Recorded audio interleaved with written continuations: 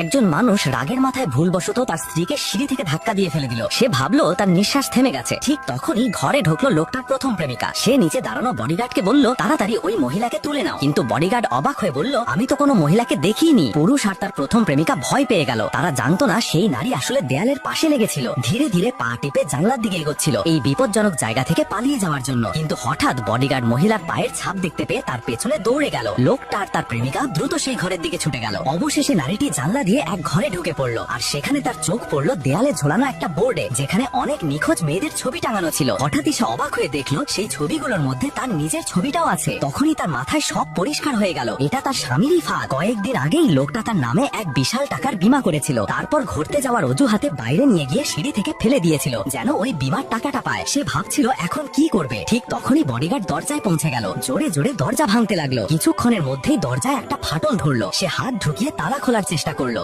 ভয়ে কাঁপতে কাঁপতে নারীটি দ্রুত এক বালতি জল ভরলো। তার মধ্যে একটা ছেঁড়া তার ঢুকিয়ে বিদ্যুৎ চালু করে দিল। মুহূর্তেই পানি থেকে স্পার্ক উঠলো আর বডিগার্ড বিদ্যুৎ স্পৃষ্ট হয়ে মাটিতে লুটিয়ে পড়লো। এই দৃশ্য লোকটা আর তার প্রথম প্রেমিকা ক্যামেরায় স্পষ্ট দেখলো। মহিলাটিকে শেষ করে দিতে প্রেমিকা নিজেই এগিয়ে আসলো। নারীটি তাকে দেখে আতঙ্কে দরজার দিকে দৌড়ে গেল। দরজা খুলতেই দেখে সামনে দাঁড়িয়ে আছে সেই আহত বডিগার্ড। সে রাগে চিৎকার করে তার দিকে ঝাঁপিয়ে পড়লো। নারীটি চিৎকার করে উঠলো, ভয়ে পেছাতে লাগলো। সে কি শেষ পর্যন্ত বাঁচতে পারবে?